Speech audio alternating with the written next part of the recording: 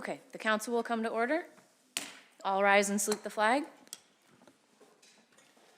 I pledge allegiance to the flag of the United States of America and to the republic for which it stands, one nation, under God, indivisible, with liberty and justice for all.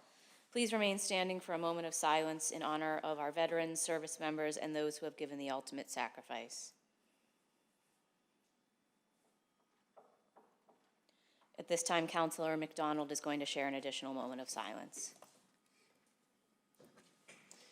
Thank you, Council President. I just wanted to ask for a moment of silence to observe the tragic killing of Renee Nicole Good in Minneapolis this past week.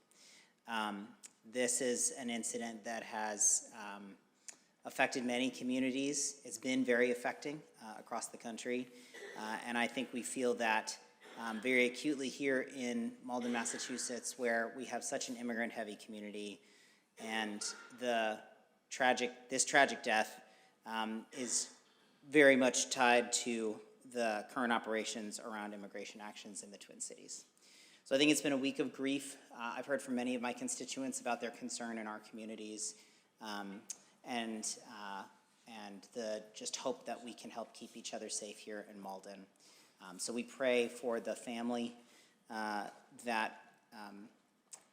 we pray for her family, and we pray for the people of Minneapolis that they also may be safe and their rights respected.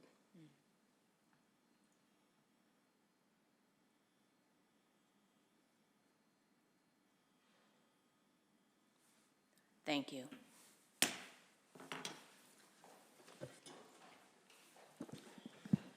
Okay, at this time I will read our land acknowledgement. We honor and acknowledge the Massachusetts, Pennacook, and Pawtucket peoples whose ancestral lands we now call home and on which we gather today. We express gratitude to the indigenous peoples who have cared for this land for generations, predating European colonization and continuing to the present. Moving forward, we are committed to ensuring that the histories, voices, and contributions of indigenous peoples are recognized and respected in the life of our city. Now will the clerk please call the roll?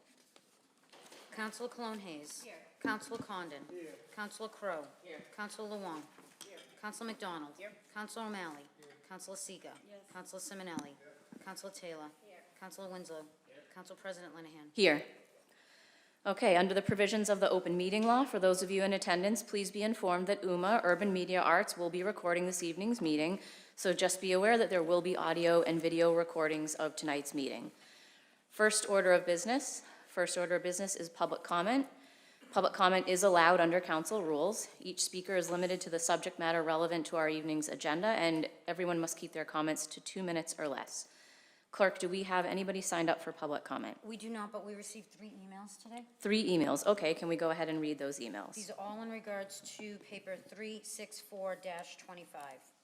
Dear members of the Malden City Council, I'm writing to express my strong support for docket 364-25, particularly the funding for a permanent boathouse as part of the Malden Riverworks project.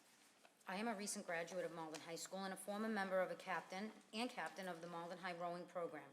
My first 3 years on the team, we practiced 4 days a week out of the Malden boathouse. Its location along the bike path made the sport accessible to students without cars, allowed teammates to travel together after school, and provided a consistent home base where we hosted regattas and practiced alongside other teams. This past year, we lost access to the boathouse. Our water practices were reduced only 2 days a week, and the rest were held on land. The impact was immediate. Limited water time made it difficult to build team cohesion and translate training into performance. Practices also became far less accessible. What once had been a short walk became over an hour on foot. I was the only team member with a car and a license, and I drove teammates to every water practice. If I could not attend, no one could go. That is not a fair or sustainable model, nor one that supports equity or long-term program stability. While we are grateful to Medford High School for temporary access to their facilities, this arrangement is not a viable long-term, especially now that I have graduated. Despite these challenges, our team reached the state tournament for the first time in 4 years, placing 8th overall. A permanent boathouse would expand access, strengthen student opportunity, and ensure future Malden students can benefit from rowing on their own river. I strongly urge you to support docket 364-25. Respectfully, Mac Keating, Lebanon Street, Malden. The second one goes on to say, Dear members of the Malden City Council, I'm writing to express my strong support for docket 364-25 in the funding to construct a boathouse as part of the Malden River Works project. I am a Malden resident and the parent of a junior at Malden High School who rows for the school team. Over the past year, the lack of a boathouse has made participation far more difficult. The team has had no permanent home base, and boats have been stored off-site and outdoors under temporary arrangements. This year, Medford High School generously allowed Malden students to use their boats, and a Malden senior often transported the team. While we are grateful, this is not a sustainable solution and adds unnecessary challenges for students, families, and coaches. The Malden River is a tremendous asset to our city. When Malden High previously had a nearby home base, it greatly strengthened the program. Visiting teams often remark how fortunate Malden students are to train on a river rather than a pond. Regattas also bring visiting families who support local businesses, benefiting the broader community. Most importantly, our boats need a permanent, secure home. A dedicated boathouse is essential for protecting equipment and ensuring the long-term success of the rowing program. This project is an investment in future generations of Malden students and equitable access to athletics. I strongly urge you to support docket 364-25. Respectfully, Eden Garhart Smith, Corey Road, Malden.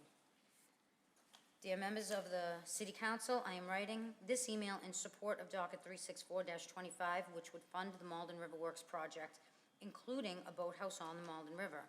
I am a current Malden High junior on the rowing team, and I have experienced both having a home boathouse and not having one. In my freshman year, I was able to independently get to the boathouse for practices all week, as it was only a 20-minute walk from Malden High. It also served as meeting points for Malden River Works events. Then, in my sophomore year, we lost access to the Malden boathouse. It took weeks into the season to organize a place where we could practice on the water, and we could only practice on the water 2 days a week, and sometimes less due to the weather. Another issue for the team was transportation to the Medford facility. Most of our team last year had no access to a car, and walking or taking the bus took about an hour. So we relied on one senior that could drive. If he was not able to go, the whole team could not go.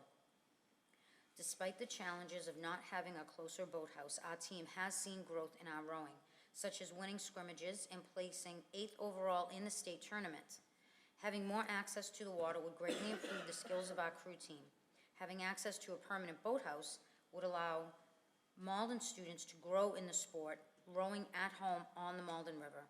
Therefore, the support of docket 364 would greatly benefit the Malden community and the Malden crew team. Thank you. Yawen Zhao, Coleman Street, Malden. Thank you to our clerk. That was really awesome. I just want to say, that was great that those youth wrote in. I didn't actually know a lot of that. I know some of us are on the municipal building committee that's going through some of the proposals for the new boathouse, but I'm not sure I really understood fully kind of the struggles they went through. Yeah, and congratulations on their standing. Yeah, really. I mean, I think that's amazing. That was really, if any of them are watching, just thank you for taking the time. That was pretty cool. Okay, our next order of business is the consent agenda. This evening's consent agenda consists of 4 sets of meeting minutes to be approved, as well as three petitions to be referred to the License Committee. Does any counselor have a desire to remove any of these items from the consent agenda for the purpose of further discussion? Okay, hearing none and seeing none, I have a motion from Counselor Sika to approve the consent agenda, seconded by Counselor Taylor.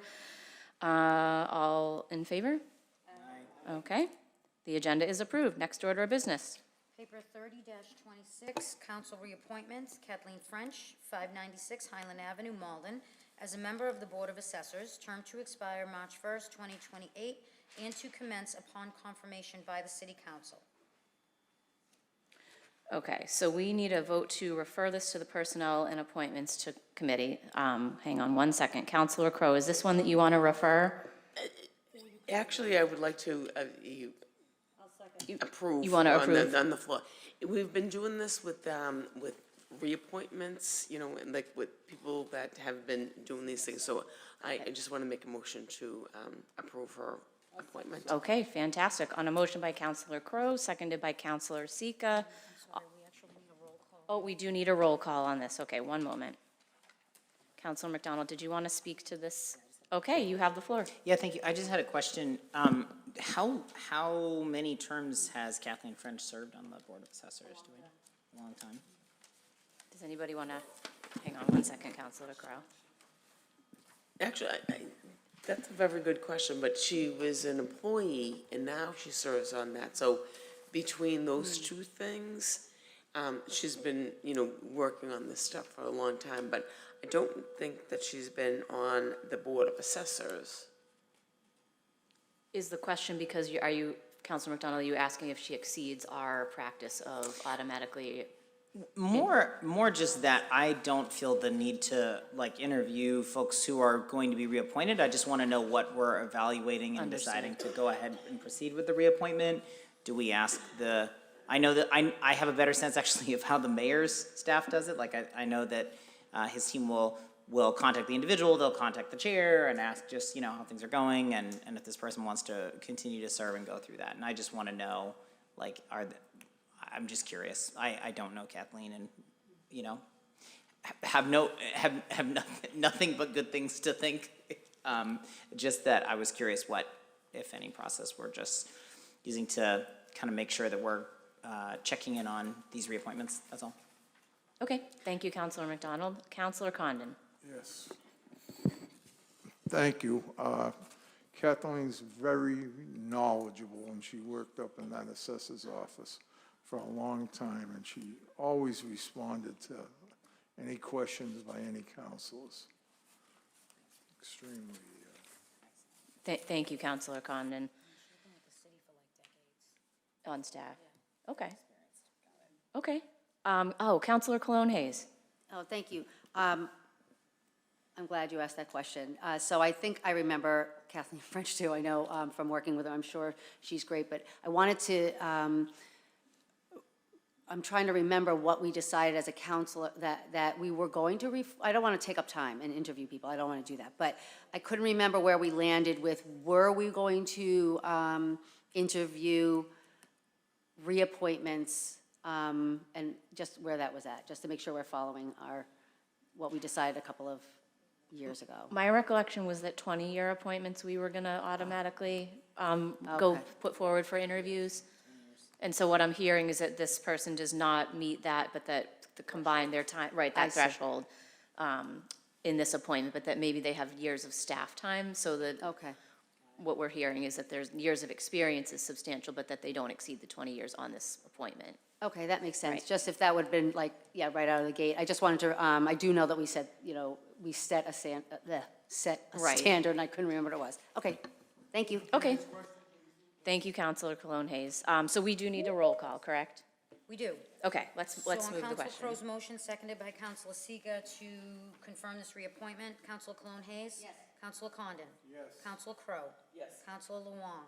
Yes. Councilor McDonald? Yes. Councilor O'Malley? Yes. Councilor Seega? Yes. Councilor Simonelli? Yes. Councilor Taylor? Yes. Councilor Winslow? Yes. Council President Linehan? Yes. Okay, she's reconfirmed unanimously. Okay, next order of business. Paper 31-26, order that the outstanding council items be carried forward from the 2024-2025 biennial session to the current session. And attached to this paper is Right, a you list of all of the outstanding papers we have. So you should all have an attachment at the end of your agenda to review. All the papers have a recommendation in red from the clerk. So if there's any discussion or proposed amendments, we can take that up. I think I will refer questions to our city clerk. But if there is any discussion, hang on one, I see a couple lights. I will take those in order. I see Councilor Winslow first. Yeah, I just note the first four papers, the recommendation is for these three papers to be placed on file. I think it should say 4 papers. So that's papers 6524, 9924, 27825, and 33325. Is that? As a matter of fact, Councilor Winslow, it's correct by saying these 3 papers should be placed on file because that last paper, 333-25, was added after the fact, and in fact, that paper was taken up in the Finance Committee. If you remember over the summer, we were gonna do a council meeting to talk about this paper that was sponsored by Councilor Spatafora. Right. We decided to not take it up in the council, but rather have it discussed in detail in the Finance Committee. Okay. So this was a cleanup where I just made a final paper for paper 333-25. Okay. And Council President Linehan actually signed it this evening. So this is not something that's coming back to the full council. That should not have been on this. That should be taken off this list. Okay, so The it's three just, papers we're talking about here. Okay. 6524, 9924, 27825. maybe just the first three papers, or, it just was confusing to me. Yeah, I'm sorry about that fourth Yeah. paper. Yeah, That, we thank- cleaned that up Okay. administratively. All right, yeah, so I just Thank you. note that, thanks, great. Okay, thank you, Counselor Wenzel. Counselor Cologne Hayes. Yeah, thank you. I actually just asked you this same question. I'm going to see if I can ask it again so that the public can hear. So I was trying to pull that up, but it's regarding the paper. There are two papers on there talking about short-term rental policies. One that came forward from community members that we ended up, I think we tabled it. Yep. And then a second one that was sponsored by me that will be moving on. I just want to make sure I'm saying that right. for- 278, which is what's on this we're looking at right now, paper 27825, that was the one that came forward through a constituent initiative without a sponsor. There was some discussion back and forth about how to proceed. It ended up being tabled. And you, Councilor Cologne Hayes, put in a clean paper, fresh paper, that's in committee, which we will discuss later on this list. This is the paper 278 that should probably be placed on file because it's been replaced. Okay, I just want to make sure if the folks who put this forward are watching, that we're clear on The what's going paper's on. not dying, it was just resubmitted in a different Right. format with the sponsor. Okay, thank you so much. Okay, Counselor O'Malley. So I was just going to ask about 9924, which is related to 15 Ferry Street. So I know it's been on the agenda for a long time, but just so everyone knows, I believe tomorrow, the planning board is going to be meeting to discuss 15 Ferry Street and provide a recommendation to the council. And then we will potentially be taking up some redevelopment that is being proposed in that area. So I would just ask that we don't table this until that whole thing has been resolved, because there is still potential for us to figure out an alternative use. If it does get tabled, I can always put it in a new paper in the same format. But if it's already there, I think just moving it forward. It should be resolved, I think, in the next couple of weeks, maybe couple of months. But now would be the time to kind of reactivate that conversation. Thank you. So are you making an amendment, a proposed amendment, or, I'm sorry, let me put your light back on, Yes, sir. I would like to move 9924 forward. to Thank you. roll forward? Yeah, just that one. The other ones that are in public properties, I think can die. I think we can do it with this discipline. Thank you. Okay, Counselor McDonald, 1 second. Okay, Just a point of order on that. I don't have a problem with rolling over that paper, although I feel like it's not great to roll over a resolve. Like, it's because it's not substance, it does not take a substantive action on behalf of the council. What happens to the papers that roll forward? Are they just waiting to be scheduled for further action? Because what I don't want is to then have things end up immediately back in the tabled section of the agenda where this was living, that's all. I So, don't think this will necessarily but end up on moving the table. forward, it just doesn't show up on the agenda until it is added to the agenda, correct? is that correct? To our clerk, For this wouldn't, all of the papers that roll forward, I actually have the same question. is your specific question to this one, does this go back on the table because that's where it last was on the agenda? Yes, I think I have both questions I then. think we would procedurally keep it off the table until It is, Councilor O'Malley is ready to have it posted Okay. to the agenda. But you Okay, should know okay. that you've got 30 days once we take this vote. So we can't let this paper go for like another year and a half. It will expire on its own if you don't take it up within the next 30 days. And that's true of everything? Correct. Okay, understood. thank you. It's not gonna be on the table, it's just gonna be rolled forward Sorry. so that you can take it up in 2026 when you're ready, well, when Council O'Malley's ready. clarify? Yes, of course.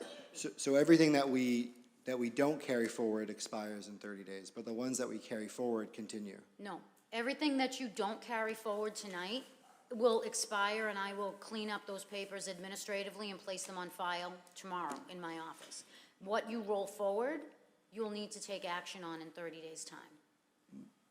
My understanding is us carrying it forward is what allows us, all papers die within the 30 days, but us carrying it forward is what allows us to take action on it beyond 30 days. That's how we've always operated. That's not how we did it 2 years ago. I can't comment on 2 years ago, but I do know that, like, since I've joined the council, that's how we've operated.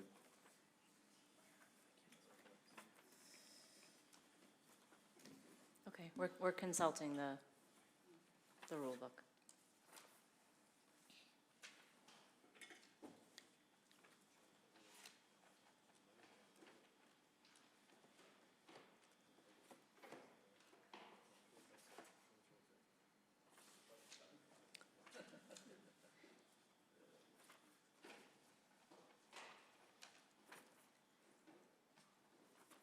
In this case, it is also a resolve, though, so I'm not sure it really makes a ton of difference. Definitely need an index in the front of the next rule book. Noted. 703. Thank you.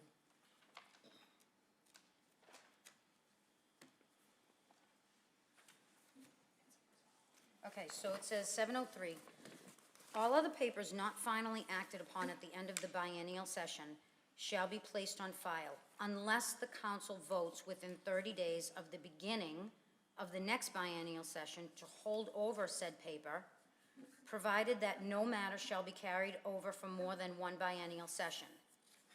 Any dormant papers that have not been acted upon or carried over shall be placed on file, and a new paper of the same subject matter shall be required. In the absence of a vote within 30 days of the beginning of the next biennial session, any papers shall be placed on file. In the absence of a vote within 30 days of the beginning of the next biennial session, any papers shall be placed on file. So we're voting tonight to roll it over, and then in the absence of a vote within the next 30 days from tonight, the papers shall be placed on file. So you've got 30 days to vote to roll the papers over at the top of the paragraph, and then at the bottom of the paragraph, you've got 30 days to take action on what you did move forward. I'm going to let Counselor O'Malley respond, and then go to Counselor Winslow, okay? My understanding is that's the same 30 days. So it's the vote to carry forward. In the absence of a vote to carry the papers forward within 30 days of the beginning of the biennial session, which was when we were inaugurated, then everything will be placed on file. So if we don't take, what we're doing tonight, if we didn't do this for 30 days from when we were inaugurated, everything would be placed on file, we'd have a clean slate. But anything that we are voting to move forward gets carried forward into this new session. But yeah, I won't belabor the point. Thank you. Okay, thank you, Counselor O'Malley. Counselor Winslow? Yeah, my recollection is what we're talking about, when we move it forward, we can't move it forward twice. So papers from this past session can go carried forward into this new, session. If we can't, the next council can't take those papers forward. That's kind of, I think that's how it has worked, so that's my recollection. Right, that's a separate point altogether. That's Yes, yeah. 1, 2, 3, 4, 5, listed on the 6th line of that first paragraph. So, I mean, I guess that's just my recollection of how we've That's handled part it. of the rule, but I don't think Yeah. it speaks to what Councilor O'Malley is discussing right now. Okay, so, but yeah, but,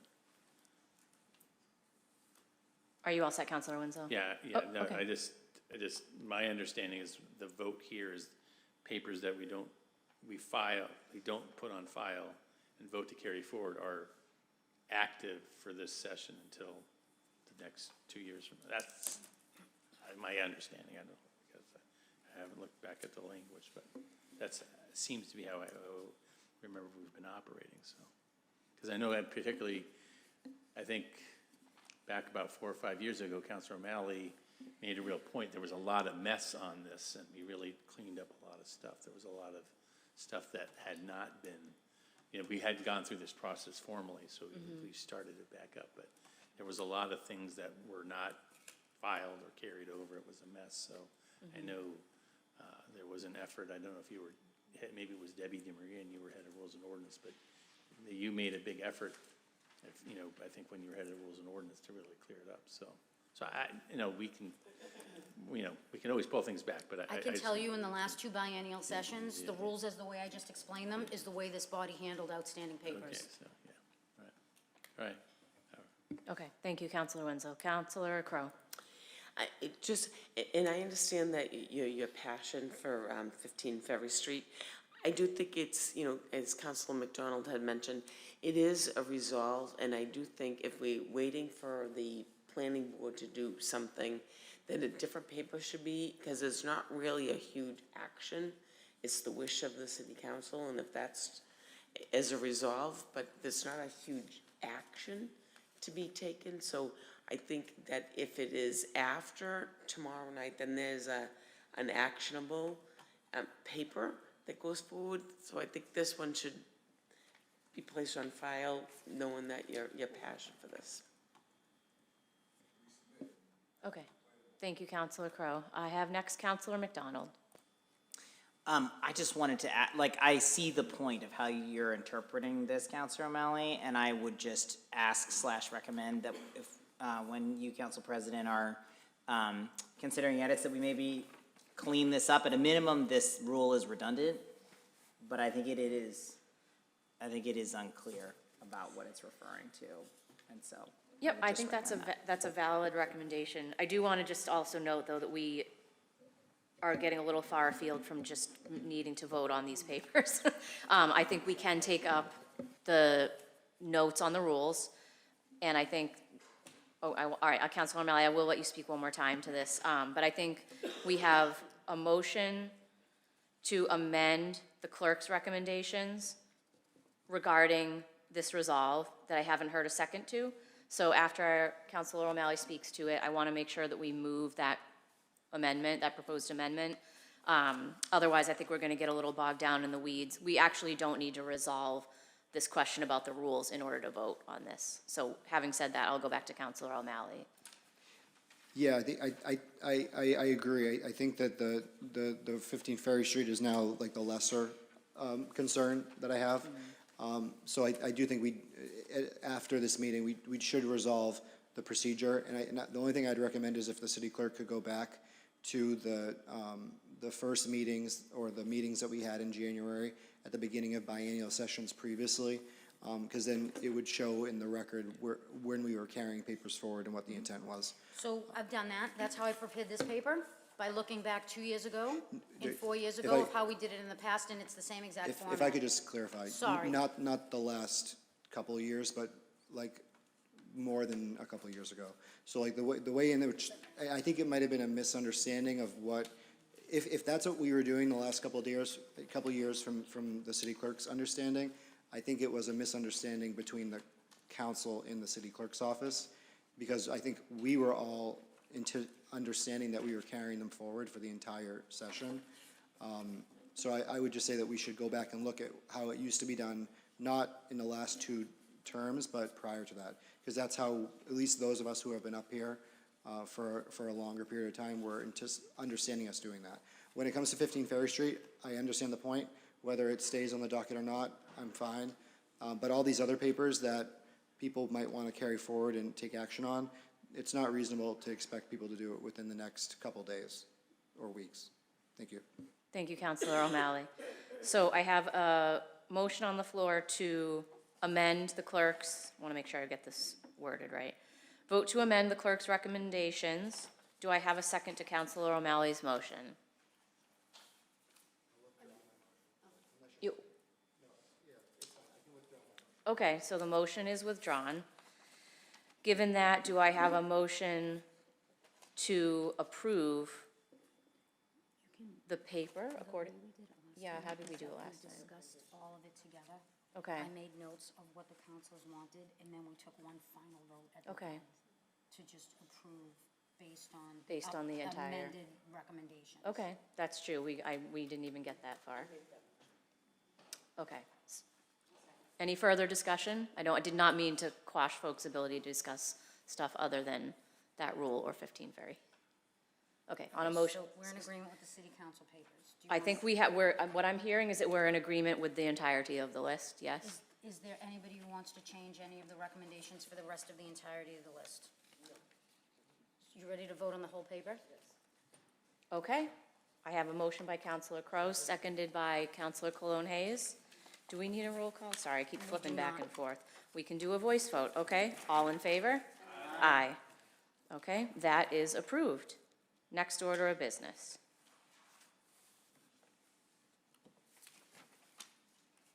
Paper 32-26, committee report, the Standing Committee on Finance, to whom was referred papers 364 and 467, series of 2025, having considered the same, make the following report. Committee recommends both these papers out favorably to the full council by unanimous vote. Okay, on a motion by Counselor McDonald, seconded by Counselor Taylor, to receive the committee report. All in favor? Aye. Okay, the committee report is received. Will the clerk read the first paper? Paper 364-25, order authorizing the city of Malden to borrow $1.5 million from the United States Department of Housing and Urban Development or any other entity associated therewith to support a second phase of construction for the Malden River Works project. This was sponsored by Councilor McDonald as Chair of Finance. Okay, Counselor McDonald for the paper. Thank you so much. So this is the paper that we received those public comments on, and this is phase 2 of the Malden River Works project that we have already voted to support for phase 1. And this specific loan, it's important to note, as a Section 108 loan, is not paid out of the general fund. It is instead paid as part of our community development block grant federal funds every year. So it's a loan through HUD, the Federal Housing and Urban Development Department. They allow you to apply for loans, and then do they bond it out, or they somehow borrow the money to cover all the loans? So this is a program that we have used in the past. It's a program that many cities use to fund CDBG approved projects. So those that are helping our most in need neighborhoods, of which is the majority of Malden. And so this, so I just want to clarify that. We've obviously been having a lot of conversations about the city budget. This does not affect the operating budget. It does create a liability for our CDBG grants. Those grants, because I know folks have often asked questions about federal grants, are not discretionary. So the federal government cannot decide to award them or not award them based on competition or so on. They are determined by law and by statute. And I do want to just reassure folks that our city staff and legal department have been very diligent in ensuring that we can and should receive our grants that we are entitled to year over year, and we've had positive signals in that for this year as well. So that's the background on the funding. This will cover not the full cost, is my understanding, of the salt shed and the boathouse. I just think that's fun to say, the salt shed and the boathouse, and the boathouse and the salt shed. It's your preference. It will not cover the full amount of construction here, but it's a key funding piece.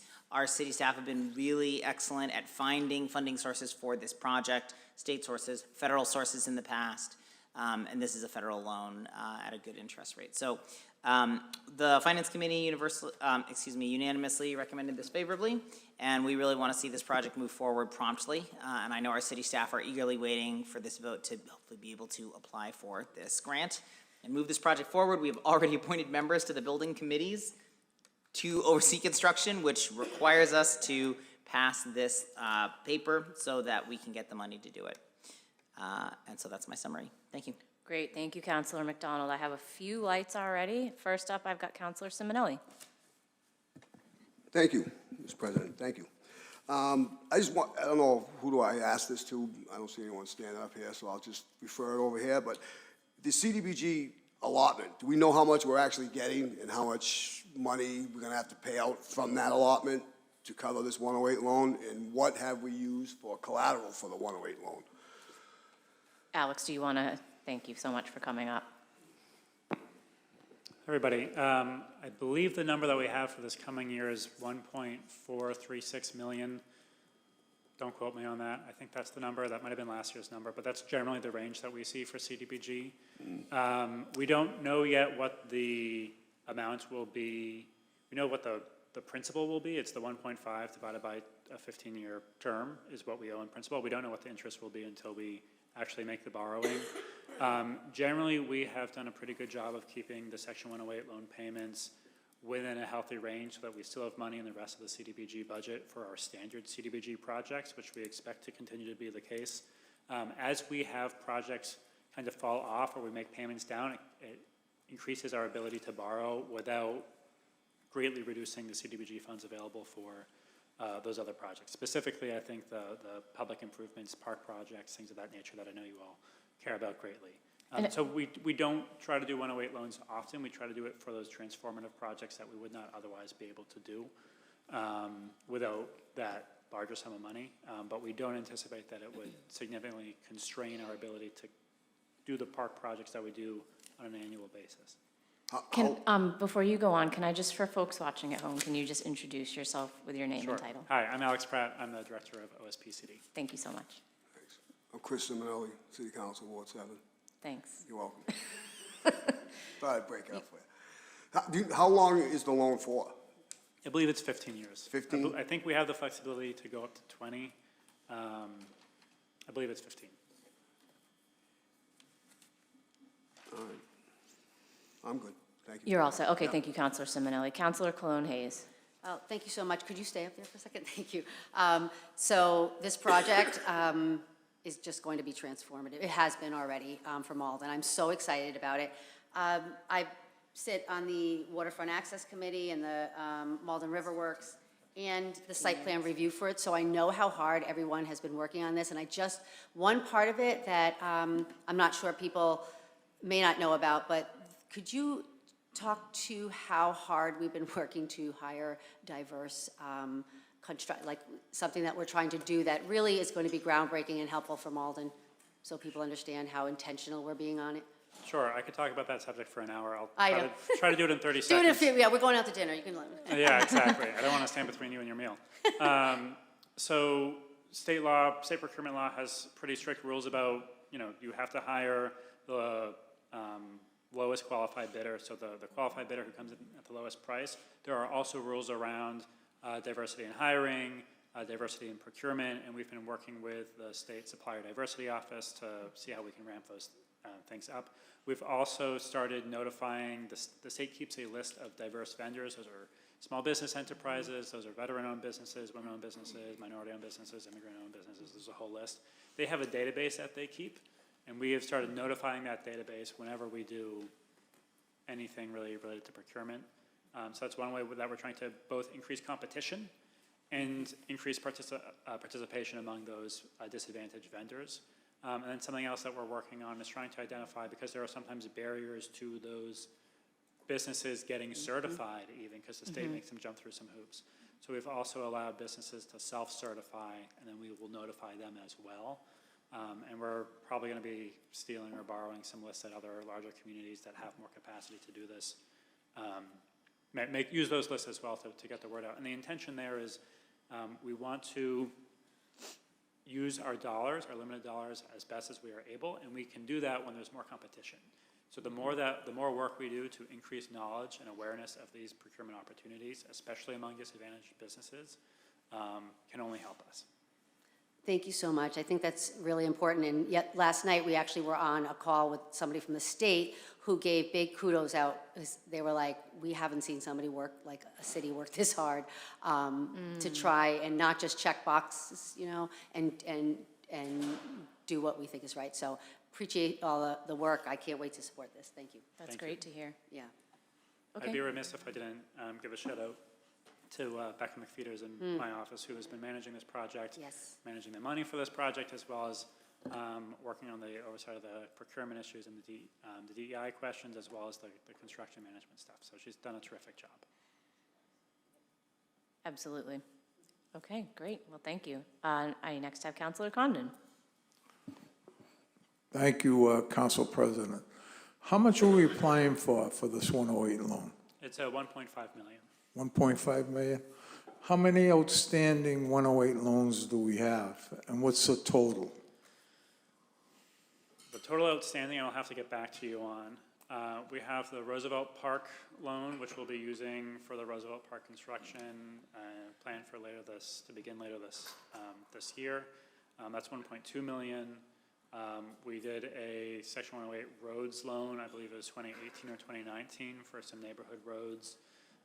That was under 2 million. They're all generally in this value range. I can get you a summary. Are we close to retiring some of this debt? We either just retired or are about to retire Lincoln Commons. A couple of years ago, I think we retired there was one we did for what is now the Senior Center and the Mayor's Housing Task Force, which was under Mayor Howard. Those either just came off or are about to come off. So we feel comfortable at this time that we're using it like a credit card in a safe revolving way and not stacking it too high. All right, thank you, Alex. Okay, thank you, Counselor Condon. Counselor Winslow? Yeah, no, I think it's, great to see, having done some of the early work along the river and having people discover the river, having a boathouse where boats can be secure and our young athletes can go out there and ride right on the river. I mean, people who have gone out definitely say this is a great spot, a training spot. So to really be putting our foot forward and really even talking about master planning, focusing on the river, getting more activity and focus is important. So very supportive of this project and great work to everybody who's taken this from infancy to this point in time. Thank you. Thank you, Counselor Winslow. Counselor O'Malley? I just wanted to clarify, so you said there was one for Roosevelt Park? So this isn't the one with the arbitrage, this is a separate one? Remember we had the discussion where you had to use it to for a different thing? That was I think that was a CPA bond. Okay, Yes, yeah, that was the CPA bond. Is that right, Dan? Yeah, This is different. okay, so this one is still dedicated to Roosevelt? Yes, exactly. And that is how we are funding the work to come this year on that project. And what was that number again? That was 1.2 million. Okay, thank you. Okay. I think you're all set, Alex. Thank you so much. Thank you. So seeing no other lights, we do need a roll call vote for this. Do I have a motion? Okay. All right, I have a motion by Counselor McDonald. I'll take a second by Counselor Crowe. Will the clerk please call the roll? Counselor Clone Hayes. Yes. Counselor Condon. Yes. Counselor Crowe. Yes. Counselor Long. Yes. Counselor McDonald. Yes. Counselor O'Malley. Yes. Counselor Seega. Yes. Counselor Simonelli. Yes. Counselor Taylor. Yes. Counselor Winslow. Yes. Council President Linehan. Yes. Okay, that has been adopted. Okay, the order is unanimously. adopted. And the next paper, 467-25, order that the sum of $50,000 is appropriated from available cable access retained earnings to be used for capital expenses, specifically to upgrade the playback system at the Studio of Urban Media Arts. okay, Counselor McDonald for the paper. This was another one that had unanimous support in the Finance Committee, and it's important to understand that the Cable Access Fund is a restricted fund that we get from the fees that we all, actually don't subscribe to cable. So I don't pay into the Cable Access Fund. But if you subscribe to cable TV, you pay as a part of your bill a surcharge into the Cable Access Fund. That is the core funding for urban media arts, and there is their operating budget, and then they have they have additional basically reserves that can be used for capital expenses. They worked with the Controller's Office to come up with a proposal to replace some of their most outdated equipment that is used for broadcasting these meetings, and making sure that that is updated with some good technology so that it is more reliable and better quality experience for our viewers. I understand this is badly needed replacement, and so that will be a combination of money they already have in their budget for this year for equipment purchases, and they also wanted to ask for an expense from the reserve here. I believe the balance in the reserve is between $300,000 and $400,000. Yeah. before this appropriation would take place. So we were all very happy to support Urban Media Arts moving forward with this strategic capital purchase. It is part of a strategic capital plan that they have put forward and they outlined for us and have discussed with the mayor's team. So, as I said, we recommended that favorably, unanimously, to approve this expense from the Restricted Cable Access Fund. Okay, thank you, Councilor McDonald. Any discussion? Questions? Oh, Councilor O'Malley. I just want to speak in favor of this. You know, obviously MATV and local, coverage of public meetings is so essential. And as Councilor McDonald indicated, more and more people are cutting their cable because it's just ridiculous how expensive it is. And, actually Harold, he always used to have the sign, he helped fix the door. He actually told me that antennas are now cool. And you can actually get an antenna and get all of the TV that is pretty much what you're watching for free over the air. And the fact that we live in Boston means that we have a ton of radio waves. So you can get a lot of free, high quality, 8K TV over an antenna, a digital antenna. You can get it at Walmart. It's like $20. It's crazy. And you save hundreds of dollars. So I think that MATV needs the help. And, I do know that, Councilor Clone Hayes and Councilor Taylor were also, working towards getting some laws passed to get new funding for MATV. They absolutely need it because, as more people go to, streaming online or getting it through the airwaves, they're losing their funding. So fully in support of this and hope we can also help get them more funding as more and more people cut the cable. Thank you. Oh, and donate.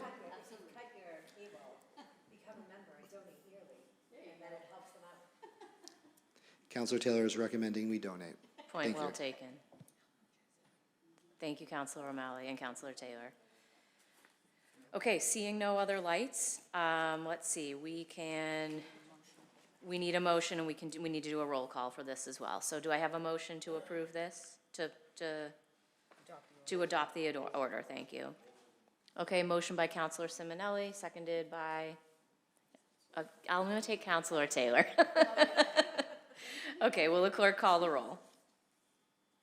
Councilor Clone Hayes. Yes. Councilor Condon. Yes. Councilor Crowe. Yes. Councilor Luong. Yes. Councilor McDonald. Yes. Councilor O'Malley. Yes. Councilor Seega. Yes. Councilor Simonelli. Councilor Taylor. Yes. Councilor Winslow. Yes. Council President Linehan. Yes. Okay, that order has been adopted Okay, unanimously. that order is adopted. Next order of business.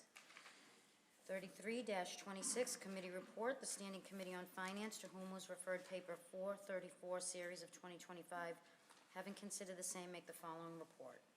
Okay, on a motion by Councilor McDonald, seconded by Councilor Taylor to receive the committee report. All in favor? Aye. The report is received. Paper 434-25, order that during the City of Malden special municipal election to be held on February 10th, 2026, the following debt exclusion ballot question be included. Shall the City of Malden be allowed to temporarily assess an additional $36 million in real estate and personal property taxes through a debt expenditure exclusion for the specific purpose of paying for the construction of the Northeast Metropolitan Regional Vocational Technical School, for which the monies will be used for the fiscal years beginning July 1st, 2026 through June 30th, 2052.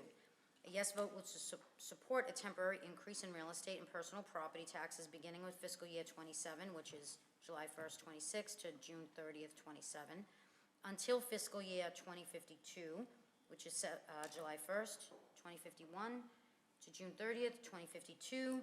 A no vote would make no change to the current tax structure. Sponsors O'Malley, Clone Hayes, Winslow. Okay, Councilor McDonald for the committee report. Yeah, thank you. So the committee voted unanimously to recommend this paper unfavorably. And the discussion in the committee, I think, was good about the issue that this paper had raised, which is about the additional financial burden that the city has had to take on because we have supported the construction of the Northeast Metro Tech new high school, so the new vocational technical high school. That is a cost that's shared by all of the communities that send students to the VOC, and it's divided up by how many students we send. And when we approved this back in 2023, is that what it is, 2022? 2022? We, didn't have any way to pay for that. So it is just baked now into our operating budget every year. And if our enrollment changes, because VOC enrollment has been very popular with our students, it's a great program, then actually our liability might even go up in future years. We intentionally scheduled, and I, through my authority as the chair of the Finance Committee, intentionally scheduled discussion and vote about the override, the operating override last year, to schedule a special election first before considering this. This paper is not an override, which would raise the minimum tax base a certain amount and then continue in the future. It is instead an additional charge outside of that tax minimum for a specific purpose. That's what a debt exclusion is, in this case to pay down, to cover the costs that we estimate for supporting this debt that the VOC has taken on and that they bill us for every year.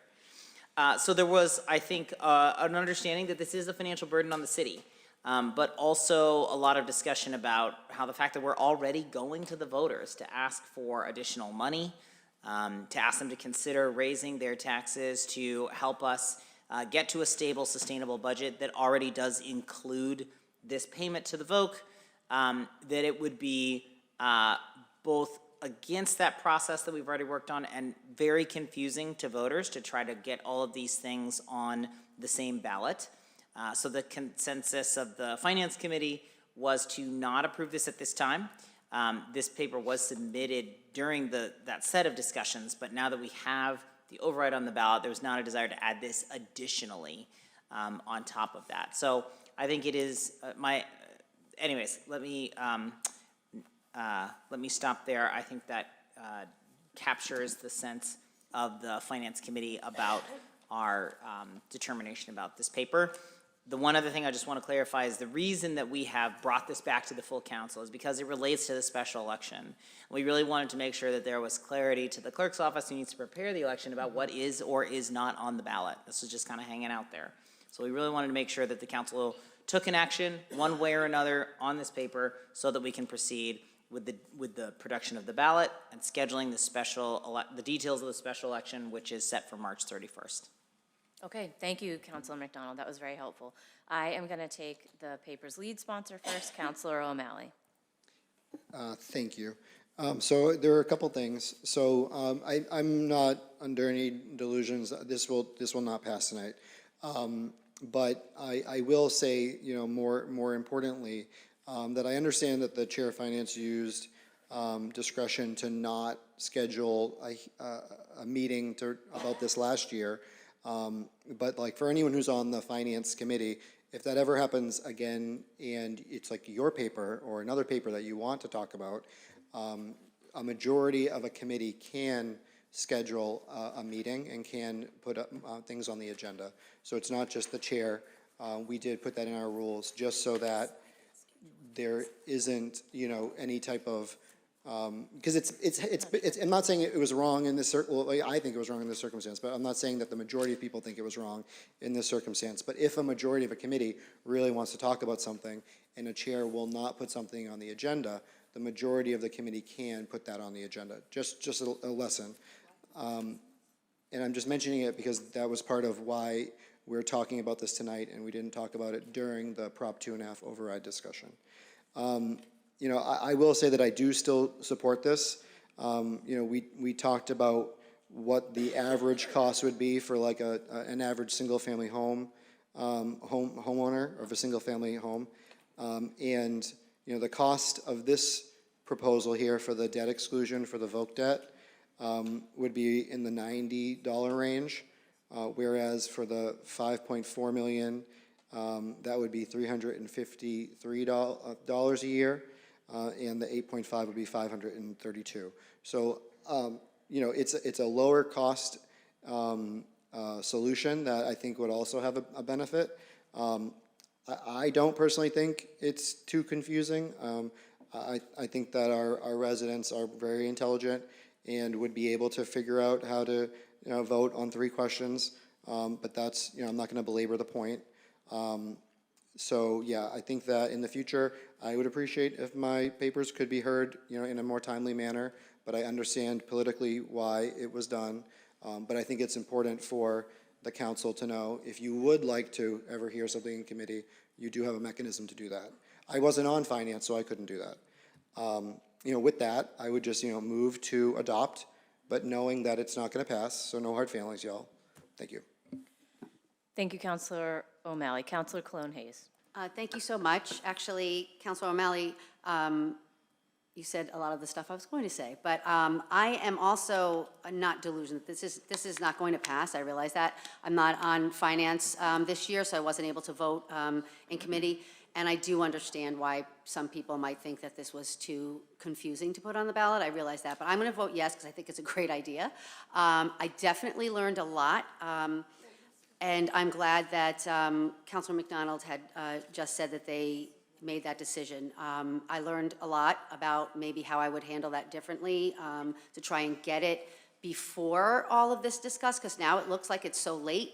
It does seem silly now, but if we had discussed it earlier, I think it may have had a different thing.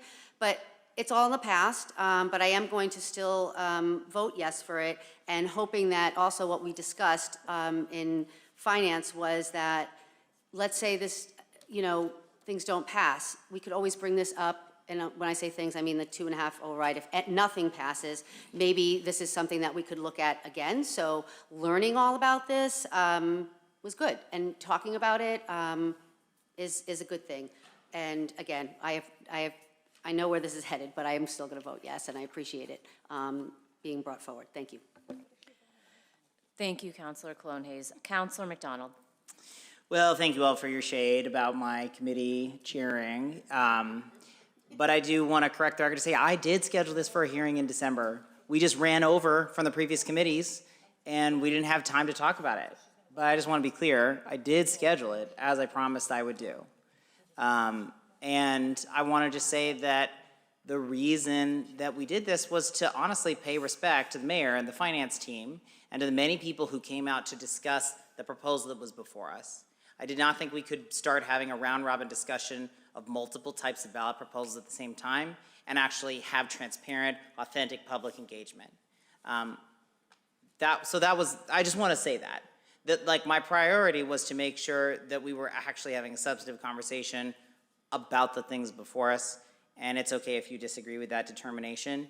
But that was the reason that we couldn't talk about everything all at the same time. That's really bad for public transparency and engagement.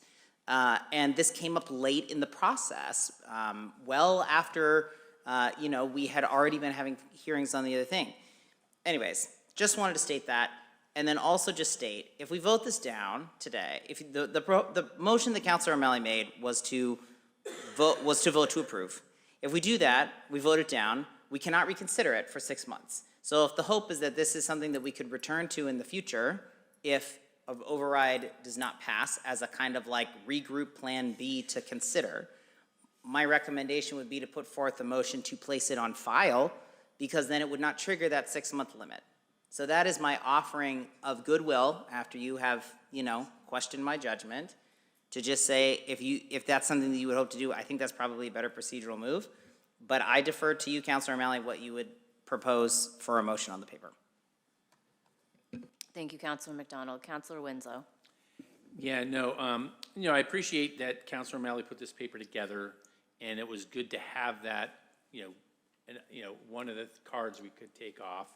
I mean, I think as we discussed the override and that type of thing, I felt, and I asked this in committee, that, was consideration of this debt that we have part of the baseline discussions of the override? It is. So I do think it is, if we had a choice, if we sort of did an a la carte, this might have worked, but we decided to basically say you have this choice of, meal A or meal B, and that's sort of what we had, and this is basically a debt we owe no matter what, whether we choose A, B, or neither. So I think that there was actually some very good discussions about what this debt we have, and actually it's unusual. That this can depend upon how many students we have and that type of thing. It was a good discussion, so having this paper go forward. But I just think for simplicity's sake, I can't support putting this on the ballot. So I think we have two strong proposals we're putting out there for the voters to consider. And I think at this point, this would just not make clear. And those two proposals did consider the debt we owe and the baselines that were there. So thank you, Greg. Okay, thank you, Counselor Wenzel. Counselor Cologne Hayes for the second Thank you. time. Yes, that's fine. And then I'm done here. So I think that it was a great discussion, and we should be questioning everything. So I'm sure I don't know what the right word is, but sad to hear that you felt that it was shade. It was the answering to constituents who were asking why this was out late, and I was really glad that you addressed that, how it came out and why it wasn't discussed with everything. So it's just a different way of handling things. It's fine. So we'll move forward and we could just call the vote. Thank you. Okay, thank you, Counselor Cologne Hayes. Counselor O'Malley for the second time. The only thing I'd say is I need a second, so I would appreciate that. And, if it does fail, which it will, we can always suspend the rules. We can always, if we need to take it up again, we can always suspend the rules. Thank you.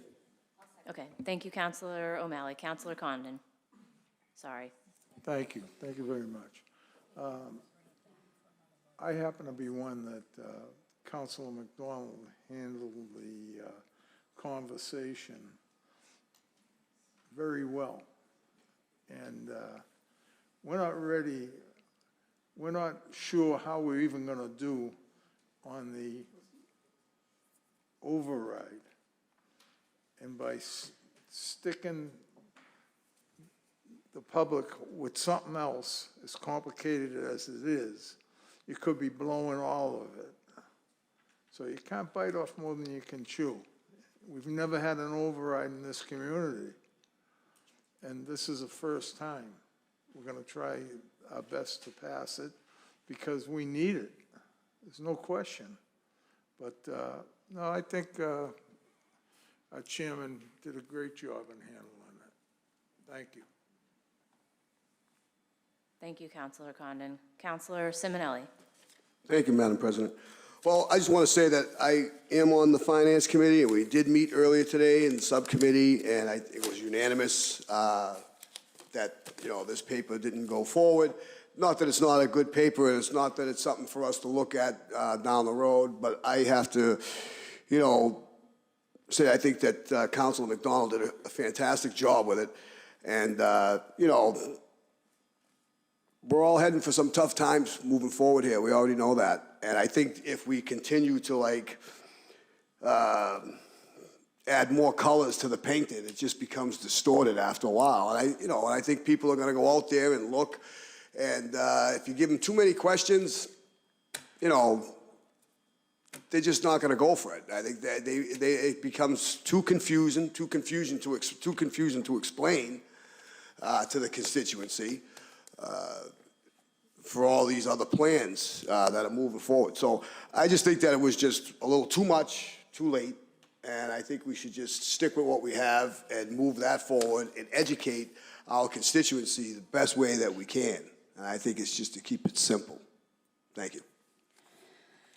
Thank you, Counselor Simonelli. Okay, so seeing no other lights, we do have a motion, and I heard a second from Counselor Cologne Hayes on the floor. So I will just say from the chair, my preference is in agreement with Counselor McDonald, who I feel handled this in a timely manner. The amount of business coming through finance this fall was unbelievable. This was filed in, at least to me, in mid-November. We moved it immediately through the council and to the finance committee. I have no issues with how this was handled. My preference would have been to place this on file, but we do have a motion and a second on the floor. So I'm going to take up that vote.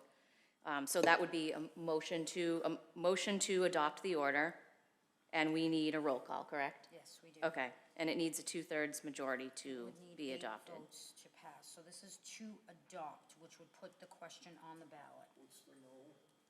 A yes would put it on the ballot, a no would not put it on the ballot.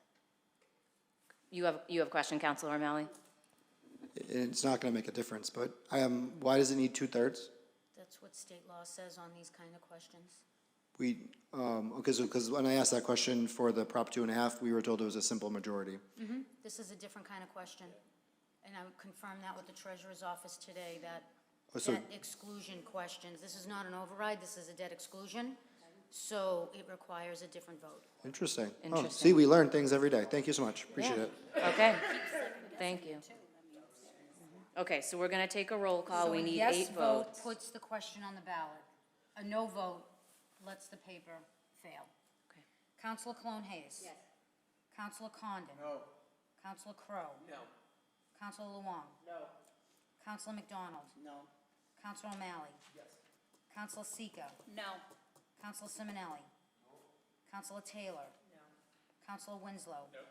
Council President Linehan. No. So that paper fails 2-9, Okay. So that is not adopted. not adopted.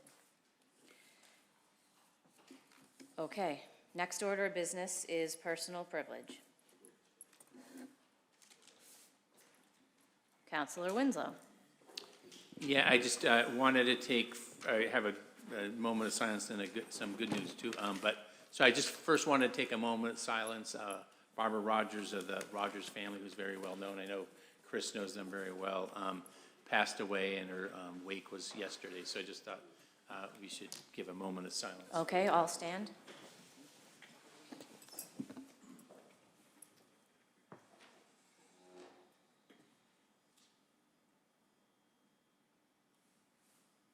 Thank you.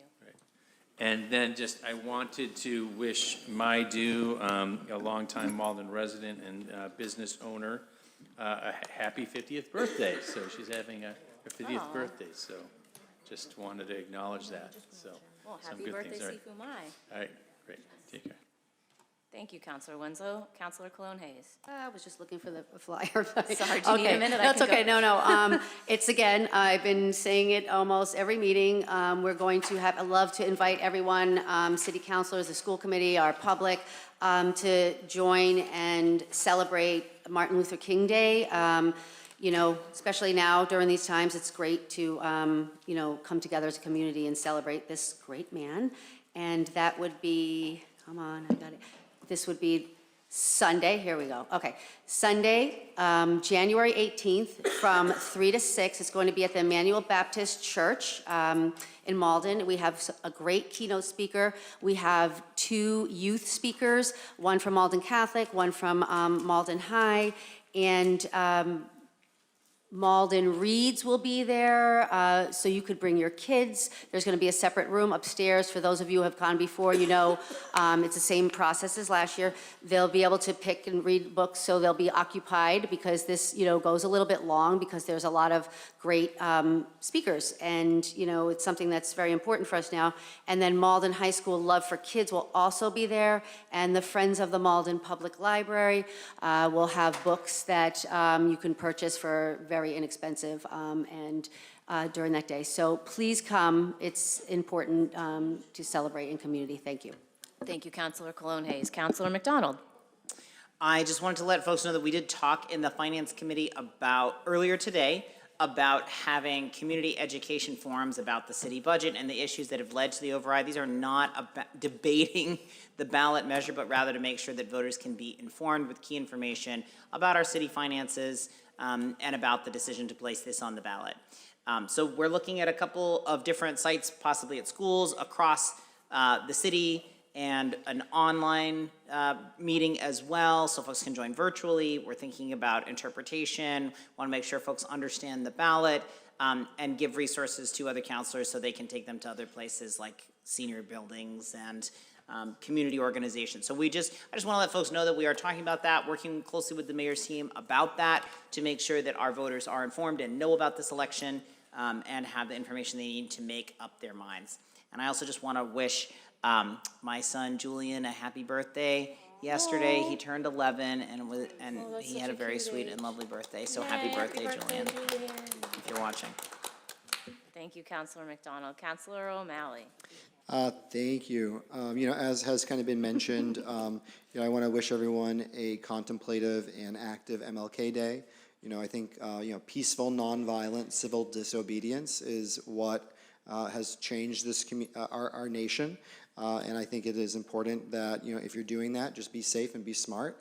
But that is your right. And going out and protesting and petitioning your government is what we are all fighting for. Whether you're on the street or you're Senator Mark Kelly, who's, being, prosecuted for speaking the truth and the law. It's very 1984 out there right now. So, there's a reason why we read these books as children, so that we can recognize it in real life, and, walk into it with full eyes open. If anyone is interested in understanding a little bit more about the whole tabling and the carrying forward of papers, I did a little research, and this is from the time when our longtime city clerk, Karen Anderson, was still here. There was a paper to create a community preservation committee, and that paper came up in 2015. And it was not finally acted upon until November of 2016, which is what created the CPC committee. And the paper number is 611-15. So anyone who's interested in seeing a paper that, was from a previous biennial session that then was carried forward and taken action beyond 30 days, that's an example. 611-15. Thank you. Thank you, Counselor O'Malley. Okay, do I have a motion to adjourn? Motion to adjourn. Okay, on a motion by Counselor Seega, seconded by Counselor Simonelli, all in favor? Aye. We are adjourned at 8:21.